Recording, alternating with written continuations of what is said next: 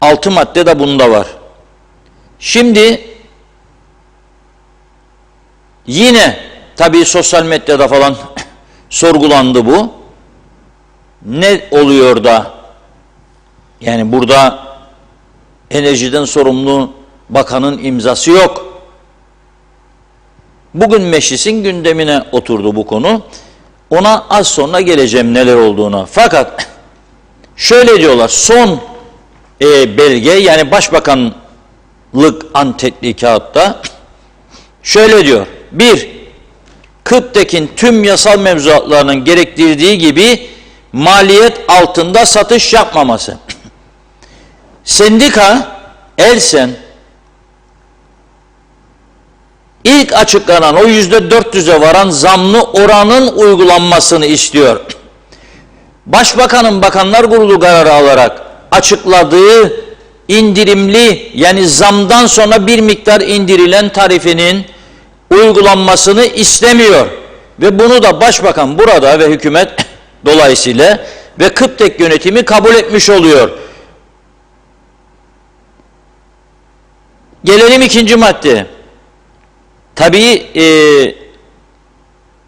altta çok önemli bu konuyla bağlantılı 5. madde bununla bağlantılı olduğu için ikinci madde olması lazım bu. 5'e geçiyorum. Yani birinci ile bağlantılı olduğu için. Bakanlar Kurulu kararıyla Mart 2022 için yapılan indirimli tarifelerden oluşan zararın Elsen'in de içinde olacağı bir komite tarafından hesaplanıp 2 taksitle Mayıs sonu ve en geç Haziran sonu olmak üzere KÜPTEK'e ödenmesi. Burada bir nokta koyalım, duralım.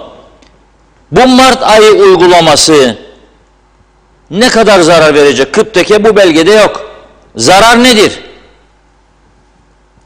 2 ayda ödeneceğine göre kaç, yani ne kadar her ay kaç para ödenecek KÜPTEK'e devlet tarafından? Maliye Bakanı 180 milyon lira demişti. Açık. Demek ki bu belgeye göre 90 ve 90 ödemesi lazım. Devletin bu 90 milyon lira devletin kasasında var mı? Mayıs sonu ve Haziran sonu ödesin bunu en geç. Bilinmiyor. Kapalı bir kutu. İkinci maddeye geliyorum. Türkiye Cumhuriyeti'nin hibe etmesi planlanan jeneratörlerin haricinde ki Türkiye'nin hibe edeceği o 2 jeneratörün maliyeti neyse 2022 yılı Mali Ekonomik Protokol'de öngörülen KKTC'ye yardım kaleminden düşülecek para. Yani ayrıca bir para değildir. Uygulama yöntem budur. Onun dışında diyor, Ekonomi ve Enerji Bakanlığı arasında ESM dönemin Ekonomi ve Enerji Bakanlığı arasında imzalanan 6 Eylül 2019'lu mutabakat metninde geçen jeneratör ihtiyacının en az 2 tanesinin doğrudan alım yöntemiyle bir takvim çerçevesinde alınması. Demek istiyor ki Türkiye olacaksa ollasın ama 2 tane jeneratör alınması lazım. O dönemin bakanını buluyor arkadaşlarımız, soruyorlar. Diyorlar ki kaç para öngörülüyordu bu jeneratörlere? O da diyor 7 milyon dolar tanesi 2 tane 14 milyon. Bu 14 milyon var mı kasasında devletin ödesin mevkıptaki? Bilinmez bir şey. Yok yani şu anda yok. Gelelim KÜPTEK'in ihtiyacı olan sayaç kaç tane? Malzeme ne malzemesi? Personel kaç kişi? Ve diğer ihtiyaçların bir takvim çerçevesinde giderilmesi. Burada bence Başbakan bir kurnazlık yaptı, siyasi kurnazlık. Bir takvim çerçevesinde lafı nereye çeksen gider. 2029, 2039, 3020, 3200 istediğin yere çek. Bir takvim. Ne takvimi? Neyin takvimi? Burada sendika aslında başardım ve ben oturttum masaya da imzalattım bunu diye övünebilir. Ama bence kendi galesine de gol attı çalışanlar açısından. Çalışanlar açısından bu mutabakat metni bana göre bir ölüm fermanıdır. Hiçbirisi gerçekleşebilecek durum değildir. Hiçbirisi. Belki Mart'ın farkını borçlanarak bankalardan bir miktar daha verir Ama bu defa hazine maaşları ödeyemeyecek duruma gelir. O günler yakındır. Demek ki bu ihtiyaçlar ne olduğu ve kaça mal olacağı o da belli değil. Geldik 4'e. Uzun vadeli taksitlerle ertelenen Kıptek alacaklarının kısa vadeli ödeme yöntemi bulunarak borç bakiyelerinin kapatılması, kamu alacaklarının bir takvime bağlanarak tahsil edilmesi. Neymiş bu? Biraz geriye gittik, araştırdık. Şimdi Sendika Başkanı Özkıraç'ın 27 Ocak 2022 tarihli açıklamasına bulduk. Orada diyor ki benim devletten 900 milyon lira alacağım var kamu kuruluşlarına. Şimdi iyi dinleyelim. 900 milyon buradan istiyor ve imzalandı bu belge. Bir takvimle ödenecek diye.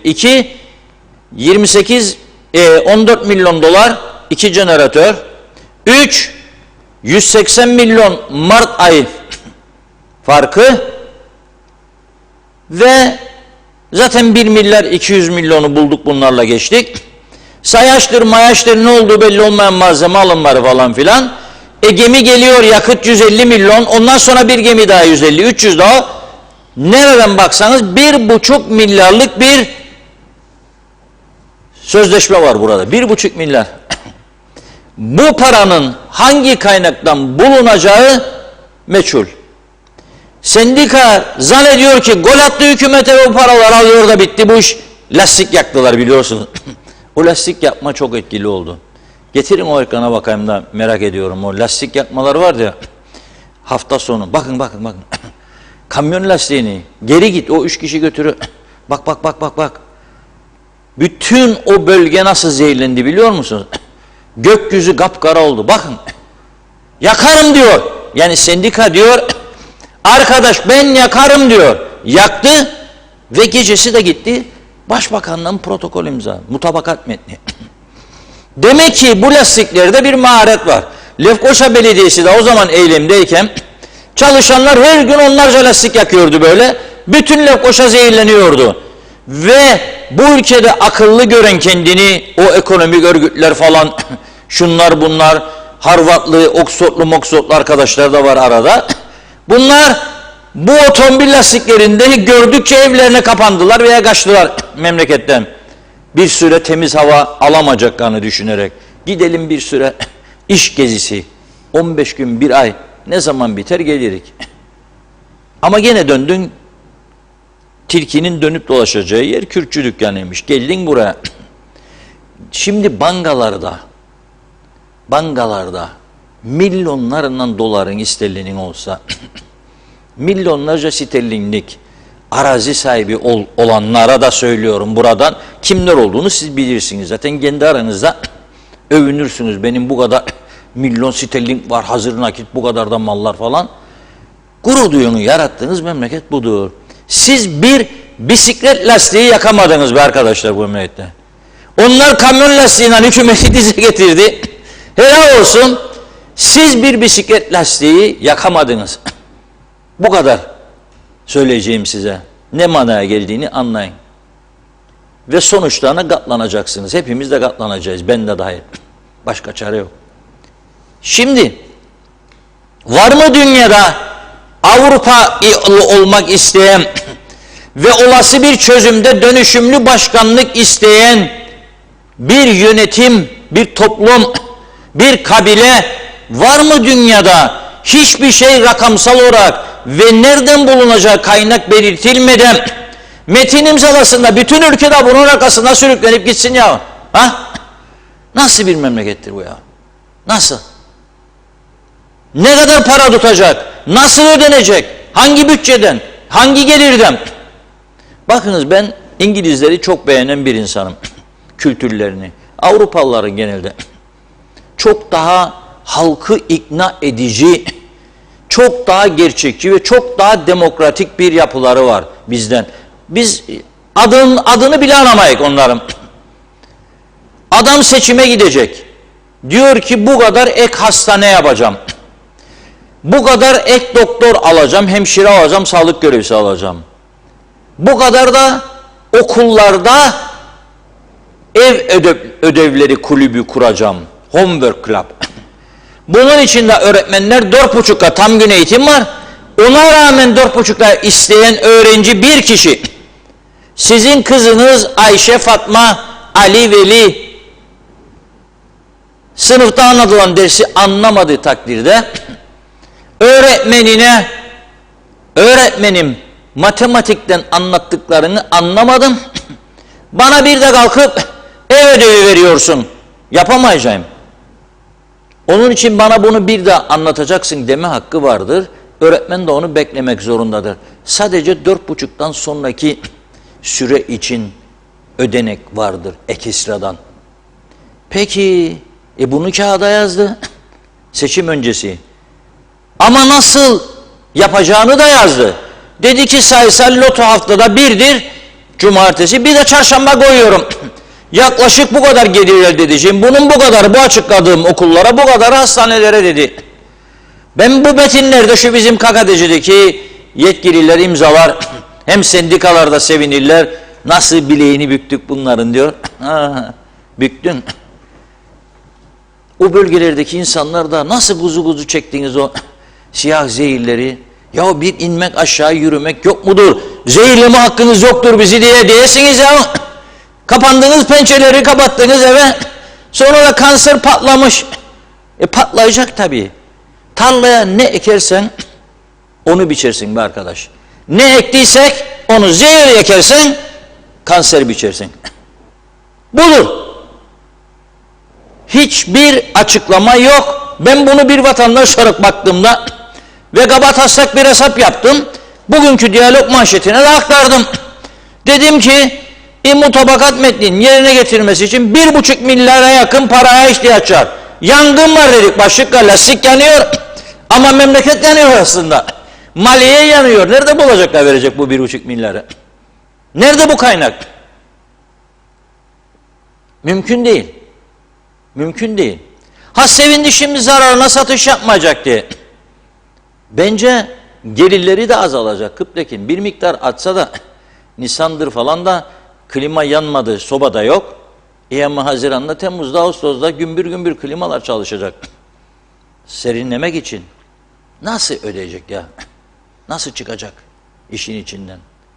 500 gelirken 1500, 2000 geldiğinde nasıl ödeyecek size? Ödemeyecek, keseceksiniz. Ne olacak? Kesin. Bak ne dedi un fabrikasının sahibi? 40'tan dedi 200 bine. Ne yapacak? Un fiyatını artıracak. Ne yapacak? Ekmek fiyatı artacak. Al sana bağlılık, al sana enflasyon. Bu davada eylem yapacaklar. Şel mobil enflasyonunu ödeyeceksiniz falan filan. Nereden ödeyecek sana? Sen kendi kendine her şeyi bağlı edin. Ucuzu gelir sana istemem den. İstemeyik de istemeyik, istemeyik de istemeyik. Peşkeş çektirmeyik. Kimin malını?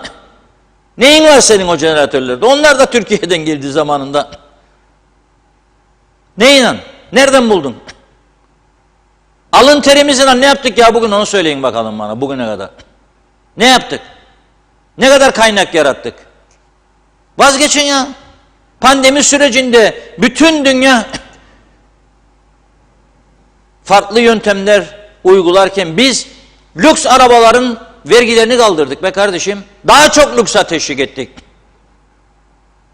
Vergileri artırıp toplayıp da işsiz kalan, işine gidemeyen küçük esnafı, çalışan işçiyi, bunları desteklemek gibi bir yönteme gideceğine en pahalı arabalara indirim yaptı, %15 KDV indirimi ve patlattı.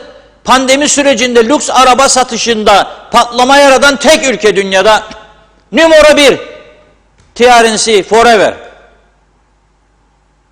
Ve şimdi kaynak yok, bir şey yok. Sendika seviniyor, büktük plaklarını diyor. Büktün mü? O da sana böyle protokol imza attı. Bir takvime bağlanarak dedi. Ne zaman? Allah bilir. Ya ilk metinde polisin işine de müdahale ediliyor ve yargının şöyle diyor. Hakkında yasa dışı şekilde dava okunan Elsen üyelerinin davalarının geri çekilmesi ve eylemlerimize katılan üyelerimize disiplin soruşturması açılmaması. Yeni metinde bunu şöyle çevirdiler. Eyleme katılan Elsen üyelerine KıPTEK nezdinde herhangi bir disiplin soruşturması açılmayacaktır. Not yukarıda bahsi geçen takvimlere Elsen Yönetim Kurulu ile KıPTEK Yönetim Kurulu arasında en geç 22 Nisan 2022 tarihine kadar planlanacaktır. Bugün 18'i 4 gün daha var. Cuma günü mübarek gündür. Hayırlı namazlar inşallah o gün size karşılıklı. Serin halıları bir taraf bir kılar, ondan sonra öteki taraf kılar. Abdest almayı unutmayın yalnız. Bu birincide ne demektir biliyor musun? Polis gitti, suç buldu. Sigortalar alındı, götürüldü, saklandı. Elektriksiz bırakıldı borcu olmayan kurumlar. Polis mahkemeye götürdü. Mahkeme bir takım kararlar aldı kefaletine servet. Diyor ki polisin de diyor girişimi, yargının da kararı iptal edilecek diyor. Sonra da bu ülkede adalet arayacaksınız. Bağımsız yargı, tarafsız polis teşkilatı. Allah inandırsın bütün halkı. O an neyi düşündüm bilir miyim? Bu böyle sözde solculuk, sosyalistlik, demokrasi havarileri var. Kahramanlar. Polis iş işlerine bağlanmalı. Asker hangi ülkede kaldı dünyada? Bir de düşündüm, ya dedim bir de iç işlerine bağlı olsaydı polis, yolda götürürken mahkemeye bırak onları diyeceği derken ne birisi bırakacaktı. Çek elin üstlerinden. Çünkü benim şeyime zarar verir, siyasi geleceğime. Bu zihniyette, bu kültürde olan bir ülkenin hangi demokrasisinden bahsedersiniz siz ha? Demokrasi bu. Ben karar veririm, mahkemeyi de durdururum, polisi de durdururum diyor. Bakın ben hak arayışı o ayrı bir mesele. Çalışanların halk arayışı beni ilgilendirmez, o ayrı bir konu. Tabii ki hak arayışı varsa arayacak, maaşını alamazsa yapacak eylemini. Ama ben devlet isem, daha ucuz üretim bulursam maliyeti düşük, beni ona yönlenmeme kimse engel olamaz ki. Kim bana diyebilir daha ucuzunu alma? Gittim bakkalın birinde sıvı yağ 78 lira, ötekinde 68 lira.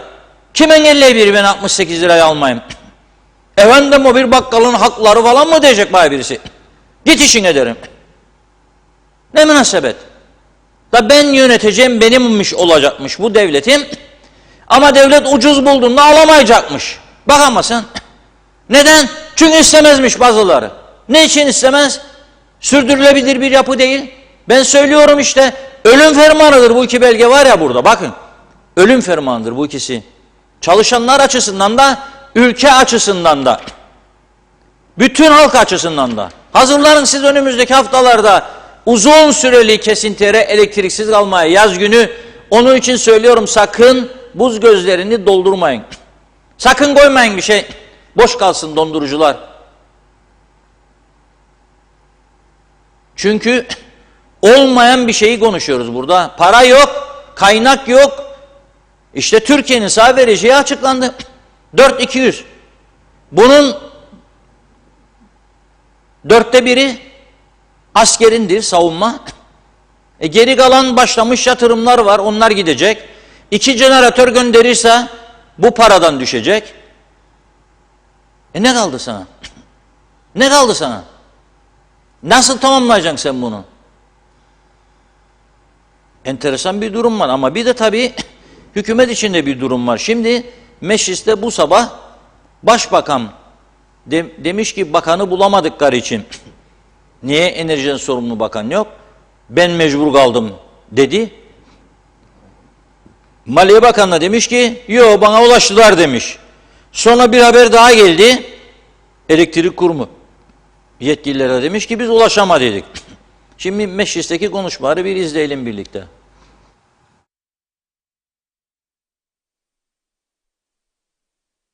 Arandı, orada çalışan birisi arandı. Telefonun sesi açıldı ve biz tekneciyi kapatıyoruz. Ben dinliyorum, benimle konuşmuyor. Tekneciyi kapatıyoruz ve gidiyoruz şeklinde. Ben de bunun üzerine özellikle müdür yardımcısı ve yönetim kurulu üyesinin durumun vahametini, ülkenin karanlıkta kalacağını anlatması üzerine şunu söyledim. Dedim ki arkadaşlar, benim yetkimde değil. Sonuçta ben tamam başbakanım ama ulaşılamadı diğer adreslere. Dolayısıyla biz buna bir imza atarız ama bunu bırakın, birine de yaymayın. Çünkü bu doğru bir şey değil. Ama elektriksiz kalacak ülke. Başka da bir çaresi yok. Yarın da, yani pazar günde oturulsun ve bu düzenlensin şeklindeydi. Ama bizim ülkemizde tabii gizlilik, bizim ülkemizde bu yöndeki disiplin olmadığı için biz o imzayı attığımız anda bir saat sonra patladı her tarafta. Ya beni ilgilendirmez kardeşim, hiç ilgilendirmez, karanlıkta kalsın memleket, bana ne diyecektik. Ya da bu riske girecektik ve eleştirileri şimdi yaptığınız gibi alacaktık. Olayın özeti bu. Yanlış mı, doğru mu? Bana göre vicdanen, bak insan olarak vicdanen doğru olduğuna inanırım. İmzalamasaydım ne olurdu? Tamam, haberimiz var. Madem güvenmiyorsunuz sözlü ifadeye, ki birinci defa reddettik, ikinci defa geldiklerinde artık son noktaya geldi ve telefonda biz ayrılıyoruz ve kapatıyoruz ifadesinden sonra gizli kalmak koşuluyla ve pazar günü bunu düzenli bir şekilde yapmak koşuluyla söz almamıza rağmen bu söz tutulmadı. Biz o süre içerisinde ulaşılamadı. Yani telefon kapalıydı. Dolayısıyla ulaşılamadı ve ben bu yükü aldım. Hiç sıkıntı yok. Eleştirileri de aldık. Hiç sıkıntı yok. Bir tanesi bu eylem yapan kişilerle ilgili soruşturma açılmamasıydı. Evet.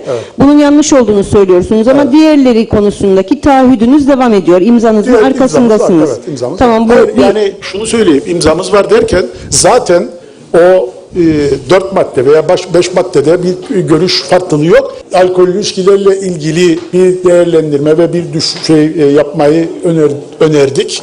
Bakanlar Kurulu'nda konuşuldu. Yalnız daha sonra örgüt belli Respir'de olduğu gibi ve birkaç arkadaş daha bu ithalatçı anlamında Maliye Bakanlığı ile görüşüp ondan sonra bir ortak paydada görüş birliği yaratma amacıyla ilk toplantılarını da dediğim gibi geçtiğimiz hafta yaptılar. Büyük bir ihtimalle bu önümüzdeki günlerde tekrar yapılacak ve bir ortak noktada buluşulacak diye düşünüyorum. Ama tabii ki şu anda geçerli olan alınan karar, yani şu anda önergeyle yapılmış karardır. Bizim şu andaki çabamız bu adreslerinle beraber oturulup kendilerinin arzusudur bu, onu söyleyeyim. Bir anlaşmaya varabilmedir. Bir aylıktır ve onun da kaynağı bulunmak üzeredir. Evet. Kaynak bulunduktan sonra zaten protokolde de zaten belirtilmiştir ne zamanlar yapılacak. Bu şekilde biraz önce dediğiniz gibi zaten hassasiyetimiz budur. Tüm bakanların da hassasiyeti budur. Bu rakamlarda insanlarımızın, özellikle işletmelerin de ezdirilmemesi. Ama bundan sonraki süreçte nasıl bir fiyat politikası, nasıl bir ücretlendirme olacak, onu da hep birlikte tekrardan değerlendireceğiz. Sayın Başbakanımızın yaptığı açıklama esnasında adımın geçtiğinden dolayı bir iki konuya ben aydınlanma getirmek istiyorum. Bir tanesi gerek Sayın Başbakan'a gerekse kamuoyuna bana ulaşılamadığı yönünde verilen bilgi doğru bir bilgi değil. Bununla ilgili bana ilgili genel müdür muavini ulaşmıştı. Ben de kendisine böyle bir anlaşmayı ben bakan olarak imzalamayı uygun bulmadığımı, çünkü bir sendikanın bizim bakanlık düzeyinde anlaşma imzalamaması gerektiğini söyledim. Ancak, müsaade edin arkadaşlar, ancak Sayın Başbakan'ın yaptığı tavır elbette bir başbakan ve genel kapsayıcılık bakımından bana göre hiçbir mahsuru yok. Ve bunun geçmişte örnekleri de var.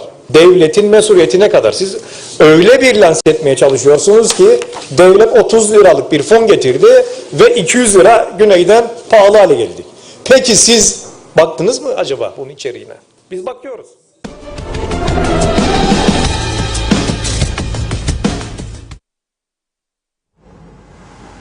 Evet, diyor ki Başbakan Maliye Bakanı'na ulaşamadılar diyor. Bir sorun değil diyor. Ben imzaladım diyor. Maliye Bakanı da bana ulaştılar. Ama ben uygun görmedim diyor böyle bir şeyin imzalanmasını diyor. Şimdi az önce de ben programa gireceğim zaman bir bilgi geldi önüme. Bir haber ajansına yapılan açıklama, daha doğrusu verilen bilgi var. Doğruluğunu ismi geçen kişiler teyit edecek. Ben o haber ajansında gördüm bunu. Beni uyardılar da önemli bir makamdan. Dediler ki böyle böyle bir haberi var dediler. Ben de o siteye girdim. Bu haberi gördüm. Adı geçenleri de az sonra sizlere açıklayacağım. Onlar da eğer doğru değilse bu aktaracaklarım arayabilirler, bilgi verirler. Onların da görüşünü yansıtırız. Şöyle diyor, Maliye Bakanı Atun bugün mecliste soru üzerine kendisine ulaşıldığını ancak Elsen ile anlaşma imzalamayı uygun bulmadığını söylemişti diyor. Ancak diyor, Kıptek İdari Mali İşlerden sorumlu Genel Müdür Yardımcısı Mehmet Özçelik ile Yönetim Kurulu üyesi Özgür Arıkan konuyla ilgili ne mesaj ne de telefon yoluyla bakana hiçbir şekilde ulaşılamadığını söyledi. Özçelik ve Arıkan anlaşmanın içeriği ile bilgilendirme, danışma ve ısrarlı görüşme talepleri karşısında ilgili bakan Atun'a kesinlikle ulaşılamadığını ifade etmişler. Onun için de ulaşılamadığı için bu metni Başbakan Faiz Sucuoğlu'nun imzalanması istenmiş. O da buna mecbur kalmış. Şimdi Özçelik ve Arıkan ne kadar sorumludur bilmiyorum tabii. Elektrik Kurumu'nun genel müdürü var, yönetim kurulu başkanı var. Onlar niye aramadı veya aradıysa nasıl ulaşamadılar bilmiyorum. Bir karmaşıklık dönüyor hükümet içinde burada. Başbakan ile Maliye Bakanı arasında su yüzüne çıkan çok ciddi görüş ayrılıklarının kanıtlanmış bir gelişmesidir bu olay. Bugün mecliste yaşanan ve şu anda benim söylediklerim Başbakan ile Maliye Bakanı arasındaki uyumsuzluğu ortaya koyan bir durumdur. Ama bence burada esas önemli olan Nisan ayından itibaren, yani bu ayda dahil, o kazık yüksek fiyatları ödemek zorunda bırakılacağımız gerçeğidir. Durum budur. Onu da buradan vurgulamış olayım. Çok mesaj var mı Funda? Var tabii. Biraz başlayalım. Hadi. Hemen. Hızlıca başlıyorum. Çok teşekkür ederek. Arif Koruoğlu, bir ay sonra maaş alamayacak kimse. Protokol darmadan, memlekette ezbere yaşıyoruz demiş. Bu memlekette yaşamak gerçekten bir mucize diyor. Ahmet Halil iyi yayınlar diledi. Erol Hasan da. Hasan Nihat Erduran, iyi günler, Birleşmiş Milletler'in ambargolu hayaletleri diyor. Fatih Fidan, bir toplum gerçeklerden ne kadar uzaklaşırsa gerçeği söyleyenlerden o kadar uzaklaşırız. Bu Kuzey Kıbrıs halkı bunları hak etmiyor. Hep birilerinin çıkarı için bu halk yoksulluğa itiliyor. İyi yayınlar diliyorum demiş. Demre Coşkun, UBP'ye gereken parayı yedirirsen her türlü imtiyaz hakkını kazanabilirsin. Adamın biri villasını denize sıfır yapmış, yetmezmiş gibi havuzdan denizin içine uzanan uzun bir iskele yapmış. Toplumsal adalete savunmadıklarını zaten biliyoruz. Bir de sahil ve deniz yasalarını göz göre göre çiğniyorlar. Cemal Eker, Başbakanın ne söylediğine inanır ne de yaptıklarına şaşırır olduk. Maalesef devlet ciddiyeti yerlerde. Başbakan bunu yaparsa millet ne yapsın demiş. Aslan Oral, kolay gelsin, iyi yayınlar dedi. Erol Topçu da. İsmail Kahya, Reşat Bey ben hala anlamadım diyor. Kıptek'in sahibi sendika mı? Bunu konuşan neden yok demiş. Hasan Nihat Erduran, 58 yıldır ambargolu olmasak şimdiye Türkiye'ye döviz satar olurduk. Statüko budur işte, emperyalizmin dediği olur demek ki. Aslan Oral, birkaç tane de biz yakalım diyor lastiklerden, fabrika çıkışlı hem de daha etkili olur belki demiş. Mustafa Şakir Küçük, bir ay sonra taş üstünde kalmaz dedi. Eğer üreticilere indirim yapmazlarsa diyor.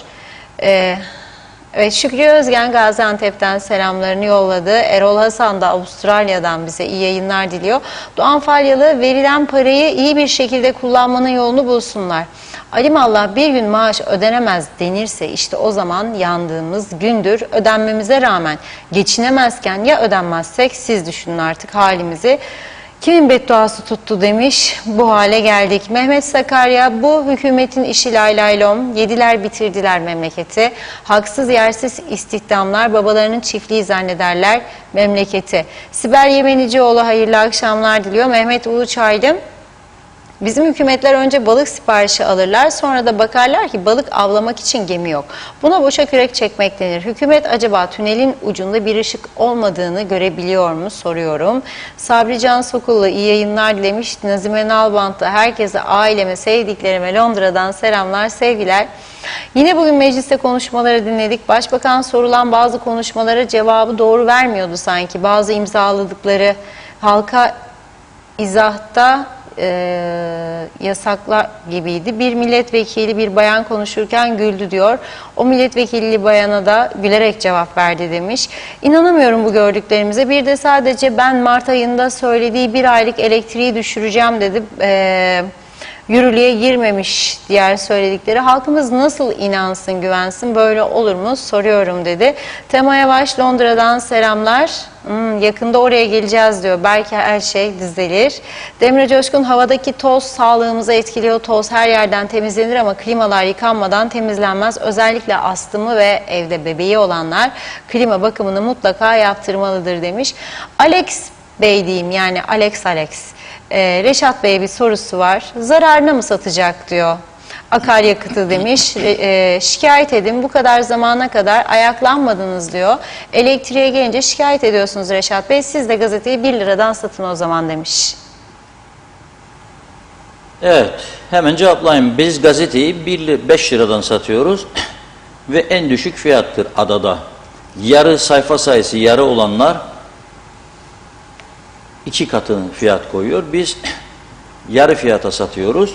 Bütün enerjimizi daha az personelle daha çok iş ürettiğimiz için. Yani 120-130 kişi benzer bir kurum.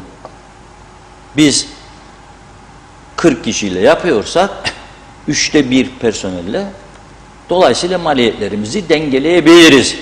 Elektrik kurumu da kontrollü personel barındırsaydı, sözleşmeler imzalanırken dikkat edilseydi, ülkedeki maaş dengesini de korumak açısından ve de hepsinden önemlisi ucuza üretim yapsaydı, bu halk evet çok daha ucuza elektrik kullanabilirdi. Şimdi teklif var yarı fiyatına, konuşturmuyoruz bile. Ben de diyorum ki bir anda siz %400 herhangi bir ürüne zam yapabilir misiniz? Elektrik ekmek gibidir, bir ihtiyaçtır. Ekmek nasıl ihtiyaçsa, su nasıl ihtiyaçsa elektrik de ihtiyaçtır.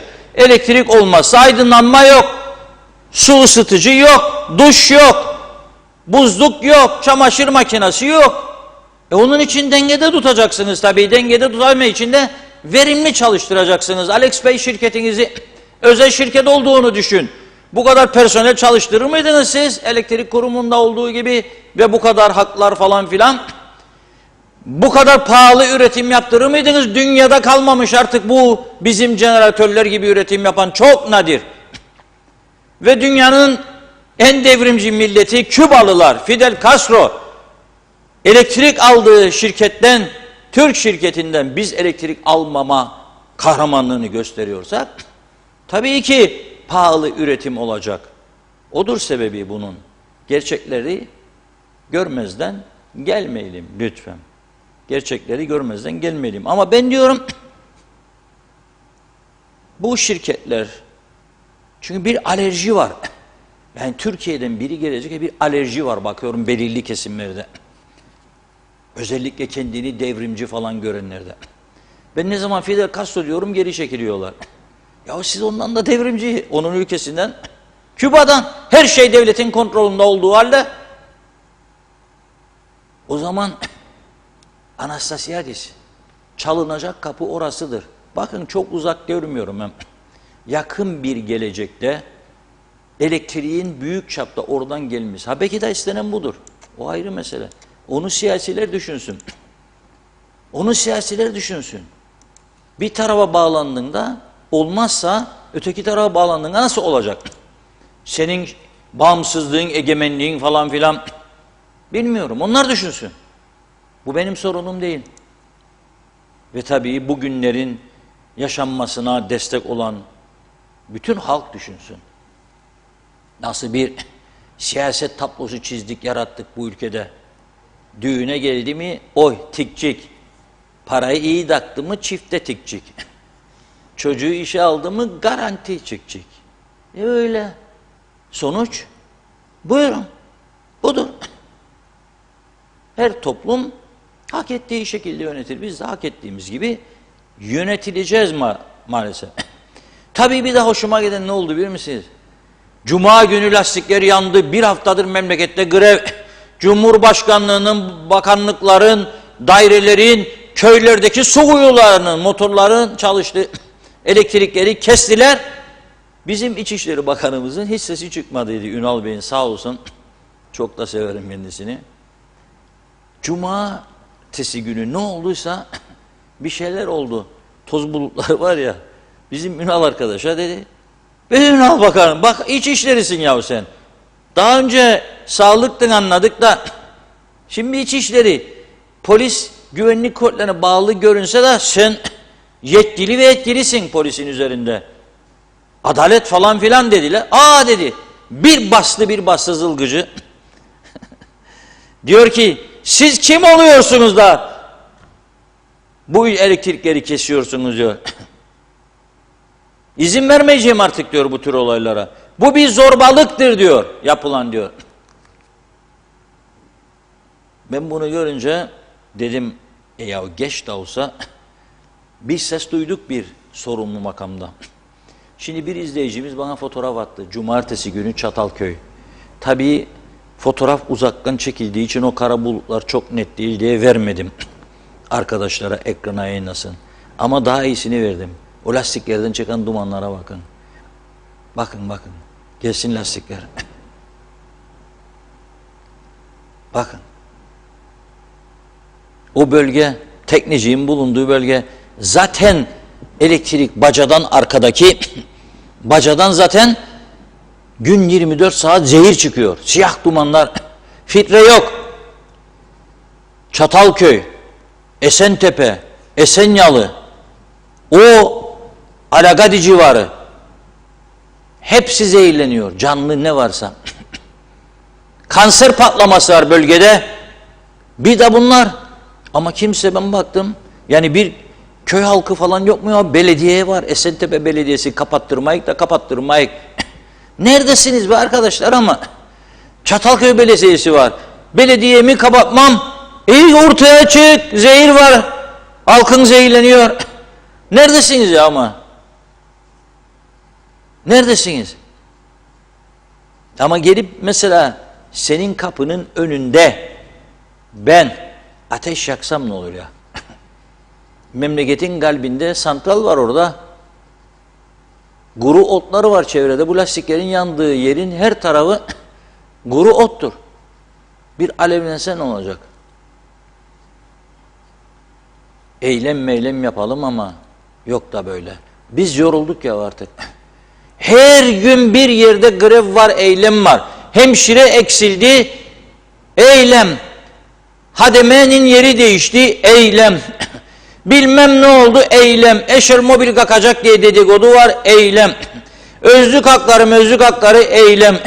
Fazla mesailer ödenmedi, eylem. Bilmem ne eylem. Yorulduk mu arkadaşlar? Halk olarak yorulduk mu, yorulmadık mı? Bir karar verelim. Yorulduk, ben yoruldum şahsen. Biraz güzel bir şeyler ya, nostaljik. Hiçbir şey yok. Galiba ülkeyi terk edenlerin sayısı artacak. Ya da o tarafa doğru kaçış.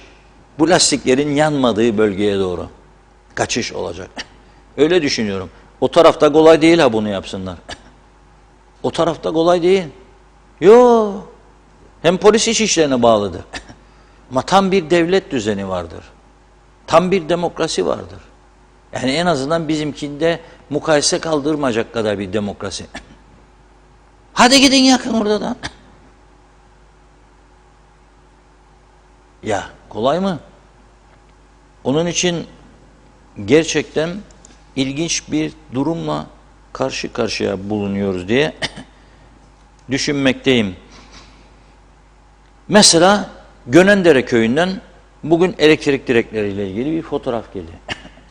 Diyor ki izleyicimiz, aylardır diyor aydınlatma direkleri gündüz yanıyor. O kadar uyarı. Nereyi aradıysak ne gelen var ne giden. Bu direklerin parasını diyor biz ödemiyor muyuz? Evet, faturalara yansıtıyorlar. Elektrik direkleri aydınlatma parası giriyor faturalara. Ödüyoruz. Peki bu düzeltilmediğinde ben kimden hesap soracağım? Yani hesap sormaya kalktığımda lastik mi yakılacak gene karşıma?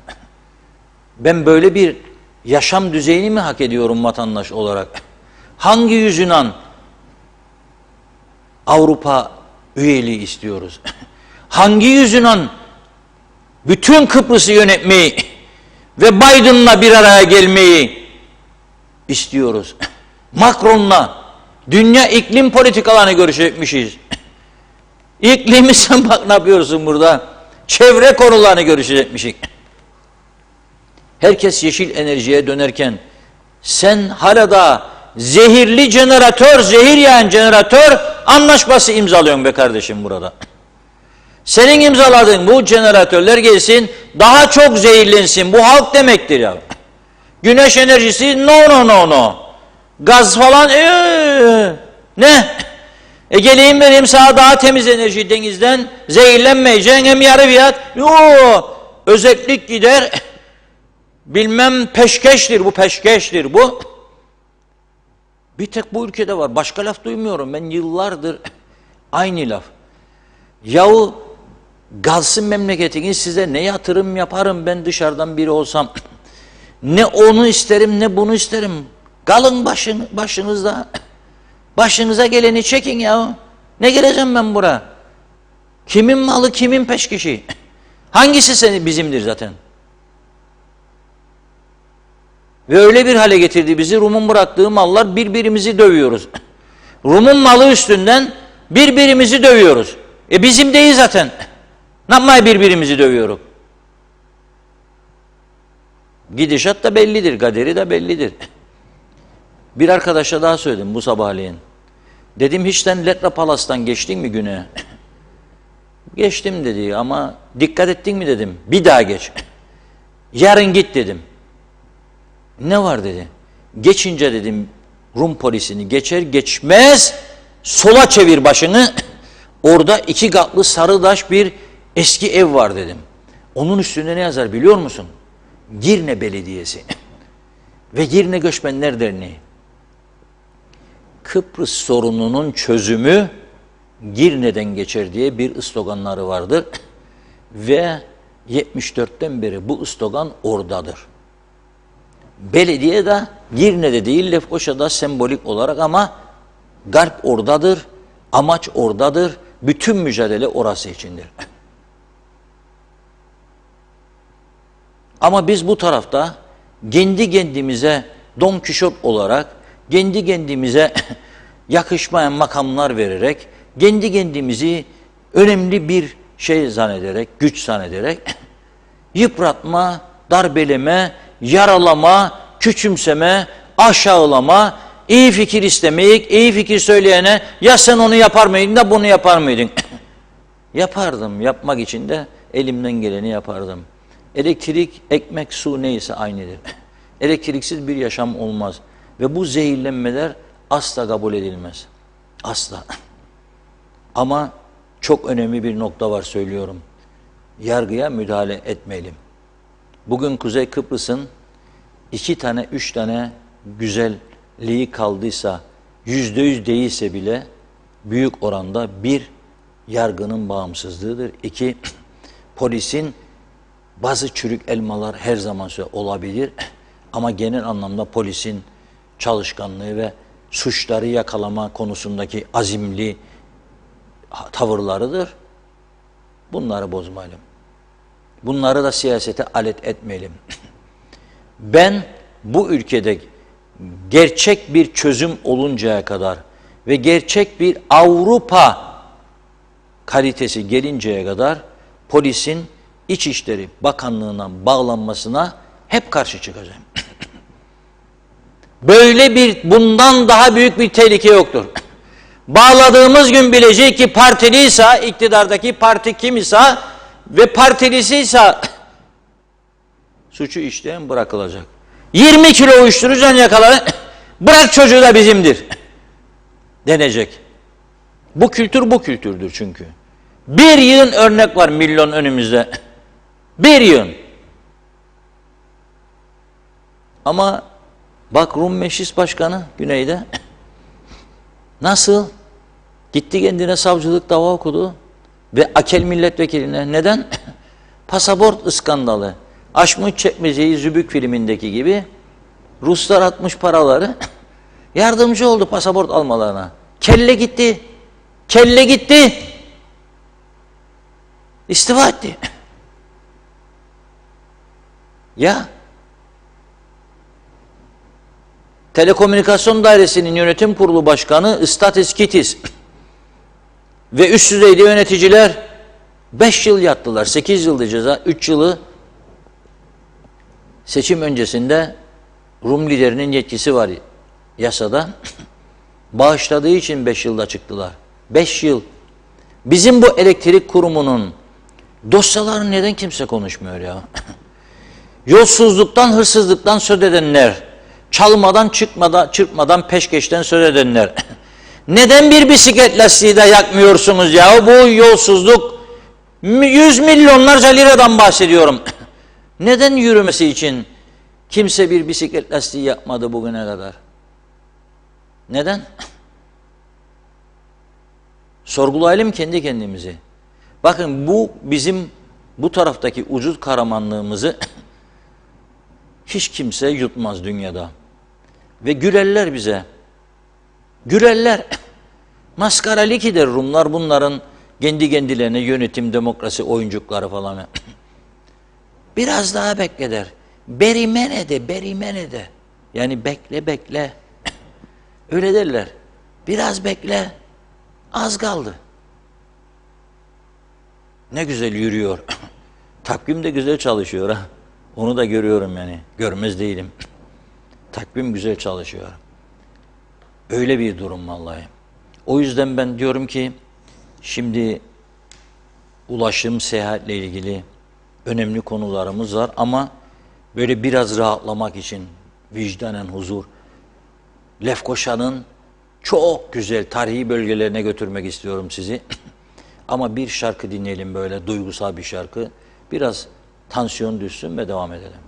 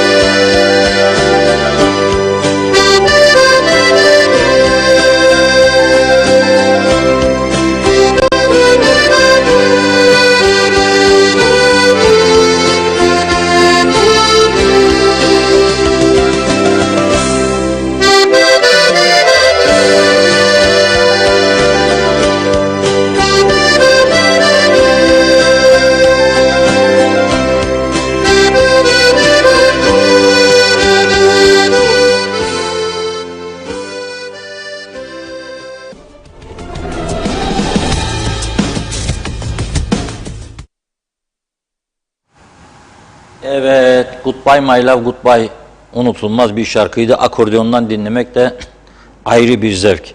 Bakın size kısa bir paragraf okuyacağım.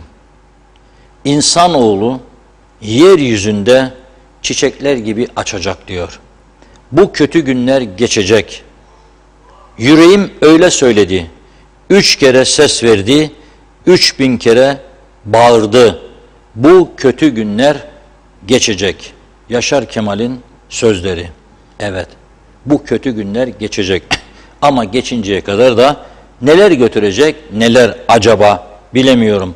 Bu arada Funda Hanım dedi ki benim çok mesajlarım vardı, şarkıyı erken aldınız. Biraz okusun, hakkını yemeyelim mesaj yazanların ve devam edelim. Evet, arada bu sefer çok kayıplarımız oldu ama gördüğüm ilk mesajla devam edeyim. Belgin Rıfat, insanlar sanırım yeterince dikkatli değiller. Gerçekten Sucuoğlu elektrik ücretine yapacağı indirimi bu ay diye açıklamıştı. Tek bir aylık indirim olacağını ve devletin bunu sübvanse edeceğini söylemişti. Yeni tarifenin yürürlüğe gireceğini söylemişti. O günkü açıklamayı tekrar dinleyin. Çünkü bugün bu konu mecliste çok tartışıldı ama ben ilk verdiği basın demecinde duydum. Bundan da eminim diyor Belgin Hanım. Kazım Denizci, elektrik kurumu seçim kazanma uğruna tıka basa istihdam dağıtan hükümette ve özellikle de UBP hükümetleri değil mi? Ama henüz 3 ay olmadı, seçim yapıldı ve bu siyasiler ödüllendirildi. İyi yayınlar.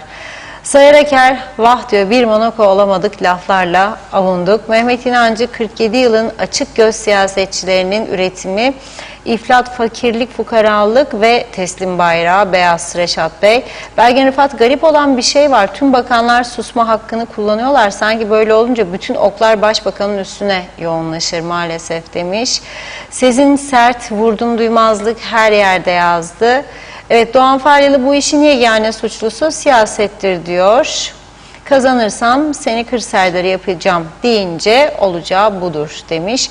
Abe Hüseyin, Erdoğan, Fuat Oktay, Ersin Tatar hepsi biliyor. Kıbrıs Türk toplumunun çok daha iyi bir yaşam standardına ulaşabilmesi için siyasi çözümün kaçınılmaz olduğunu dünyadaki en düşük IQ sahibi dahi anlayabiliyor demiş. Sibel Yemenicioğlu, bu sendikalar topu bu ülkenin başına gelmiş ve gelebilecek, kökü kazınması gereken en büyük tehlikeli kanserlerdir yazdı. Güner'in yeri, Reşat Bey, yanan lastiklerin yanında teknecik de yanıyor demiş. Yanına 3 belediye çöp döker. Evet, bakalım Cihan Köroğlu, Reşat Bey, %100 katılırım size. Çok doğru dediğiniz, gerçekten bütün halk yoruldu artık. Belki bir ilham gelir de meclis tümden bir silkinir. Fikret İpekçioğlu, yıllardır gündüz elektrik direkleri yanıyor, gece de sönüyor. Bunların yapacağı işten hayır mı gelecek? Ufak işleri bile çözemiyorlar, yok diğer işleri yapmalarını bekleyeceksiniz dedi. Aytaç Bey, Allah razı olsun sizlerden demiş. Reşat Bey, daha çok yolumuz var. Hasan Nihat Erduran, Rum ensemizden ganimetten köşeyi döndü diyor. 3'te 3'ünü mamur etti, bizi adanın %3'ünü hapsetti, ambargoladı demiş. 74'te savaş artığı olarak 1/3'ünde bizi terk etti. Durum budur. Aslan Oral, çok doğru. Polisimiz bağımsız olmalı. Sayar Aker, Türkiye'de derler ki geliyor gelmekte olan. Bizde geldi geçti, seçimde lahmacuna halk yenildi demiş. Hasan Nihat Erduran, yeterince kanser edemediler demek ki, lastik yakarak takviye ediyorlar. Patlasa da kurtulsak diyenler her geçen gün artar yazdı. Osman Mene, iyi akşamlar diliyor. Evet, Melis Yelkenci şarkının ismini yazdı. Hasan Nihat Erduran'da bakıyorum. Necdet Mavi Gözlü, Kuzey Kıbrıs, Birleşik Afrika, Pakistan Cumhuriyeti'nden bize hayırlı yayınlar diliyor. Evet, Kıptak'ın sorunları gündemde, esas tehlike ama bu memlekette Afrika kökenli insanlardır. Devamlı yazıyorum demiş. Afrika kökenli insanların suçlarından dolayı tutuklanmalarını okuduğum halde Diyalog Gazetesi'nde diyor. Televizyonda da gündeme getirilsin, merak ediyorum demiş. Herkes gazeteyi okuyamayabilir, ekrana da taşıyın diyor bu konuyu. Evet, Yusuf Kaptan, futbol sahasının yanından geçiyorum. Futbol oynayanların hepsi ve seyredenlerin tümü Afrikalı. Memleket elden gidiyor Reşat Bey, benden bugünlük bu kadar demiş. Evet, Mehmet İnancı, Reşat Bey siz bugün mutlaka zeytin dalıyla tütünün, asil bir duruş var diyor. Her zamanki gibi düşmanlar çatlasın yazmış. Vedat Alagöz, Evet, her şeye müdahale ediyoruz. Yüzümüze gözümüze bulaştırıyoruz. Olanlar ortada. Her suçun bir cezası var. Yargıya müdahale etmeyin. Lütfen Sayın Başbakanım, suçlar cezasını çekmeli. Geçmişte daha kötüsünü yaptılar, ceza olmadı. O zaman şimdi aynı senaryolar oynanıyor. Saygılar demiş. Mehmet Aktunalar, elektriğe %300 zam yapmayı benimseyen bir yönetimle nasıl geleceğe yürüyecek bu ülke? Başbakanın zammı kabul etmesinden itibaren birçok kişi fiyatları da tabii zam yapmaya başladı. Nazime Nalbant, Allah'ım demiş yardımcı olsun bu pahalılıkta, daha beterinden saklasın. Her yerde durumlar çok vahim. İnşallah bu sıkıntılar geçecek. Onun için sabırlı olalım diyor. İyi ki TV 2020'miz var demiş. İyi ki sizler varsınız demiş. Mutlu akşamlar diliyor. Çok teşekkür ediyoruz. Evet, Ahmet Naci Tiftikçi, sesimiz olduğunuz için çok teşekkür ederim sizlere. İyi yayınlar diledi. Namık Kemal Kızar, Gazi Mosa Dumlupınar mahallesinin kanalizasyon pompaları çalışmadığından mahallede kokudan durulmuyor. Belediyeden aldığımız cevap para yok, pompa alamıyoruz. Bizim de şikayet edebileceğimiz yer birincisi kamuoyuna, ikincisi de Allah'a demiş. Evet, Doğan Falyalı düştüğümüz hale bak diyor. Bizi bu hale düşürenler utansın diyeyim ben. Sadiye Düşünmez, İskele emirnameden haber yok, merak ediyorum meclis ne yapıyor? Bizler hizmet bekliyoruz. Hasan Nihat Erduran, iyi akşamlar, ulaşımsız hayaletler dedi. Guterres'e selam ederim. Vedat Özkan, Ankara'dan iyi yayınlar. Evet Reşat Bey, merak ediyorum, belediyeler çöpü ve atık suyu nereye atıyorlar?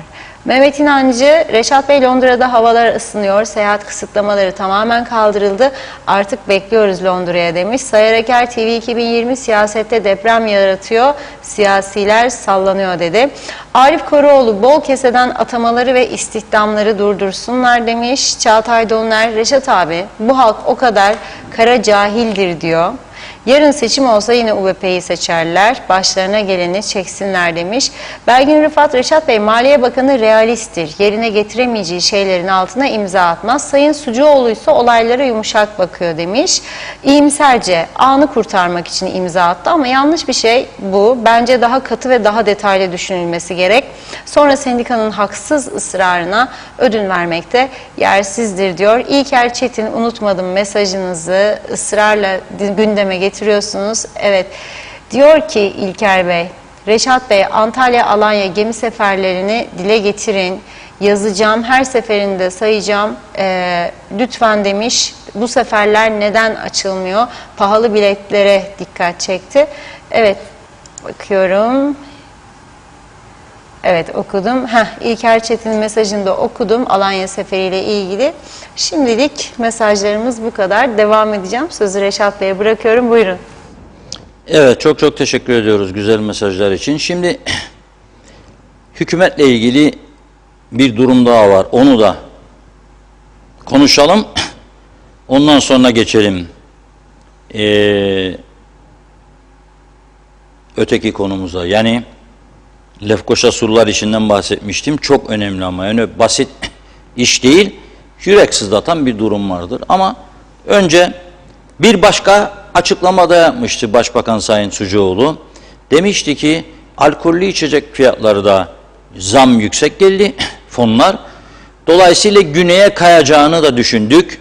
Rumlar da gelip bizden alıyordu. Ters dönecek çark, onu da düşündük. Bozulmasın piyasa diye buradan buraya rakam verdi, bize açıkladı. Ama o günden bugüne 2 hafta belki de daha fazla bir zaman geçti. Çok hızlı geçiyor zaman. Tamam mı? Hala daha o karar resmi gazetede yayınlanmadı. Bugün ise Sayın Başbakan dedi ki mecliste restorancılar ve diğerleriyle falan toplantı planlanmaktadır, ayarlanmaktadır falan filan. Dün beni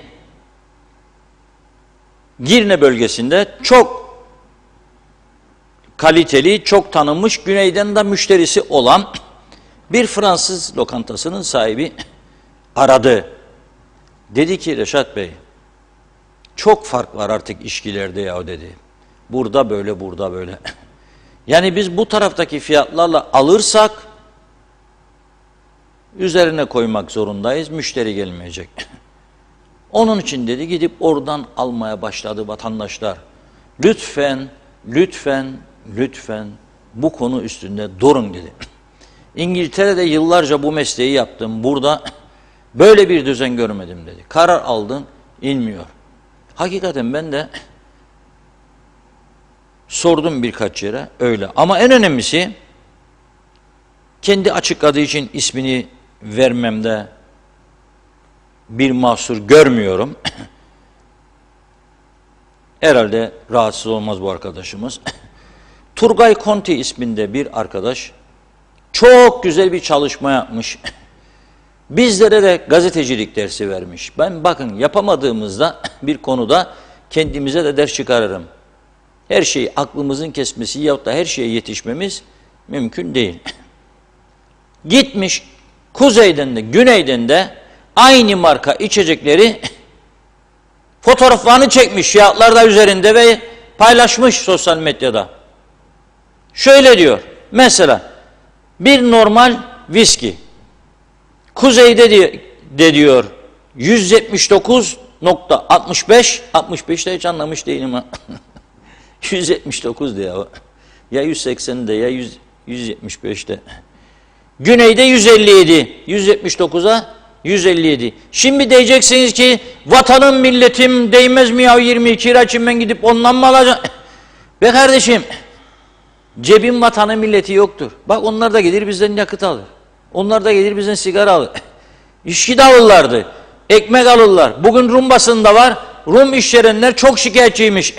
Kuzeye kaydı bir de kaçakçılık falan filan diye. Tabi adamın ekmeğini alıyoruz. Neden bize geliyorlar? Şimdi biz bağırıyoruz burada. Bezelli 10 lira. Olma 10 lira ama git o tarafa bakayım. 4 euro. Çarp o yenisini 16 ile 15'e çarpsam 60. 10 lirayı biz bağırırız. O da gelir bize çok ucuz gelir. Doldurur 4 kilo 3 kilo götürür. Kaynanaya maynanaya da götürür. Anasına babasına verir. Neyse gelelim bir başka marka viski. Güneyde 149, kuzeyde 181.90. Bir başka viski. Güneyde 183, kuzeyde 263. Hale bakın siz 80 lira fark var. Bir başka viski biraz garamara falan filan böyle çok bazılar eskiden getir bunu getir bunu getir derdi. Gösterecek masaya bir de şişeleri boşaldığında meyhanede 2 tane temizledik ha 2 kişi diye övünme payıdır bu aynı zamanda unutmayın. Güneyde diyor 333, kuzeyde 461.90. Şimdi sorarım ben KKTC'yi yönetenlere. El insaf. Sen içiyorsan bu içkiyi kendin ve fırsatın varsa 333 liraya olanı mı alın, 461.90'ı mı alın? Hadi bakalım. Cevap ver bana.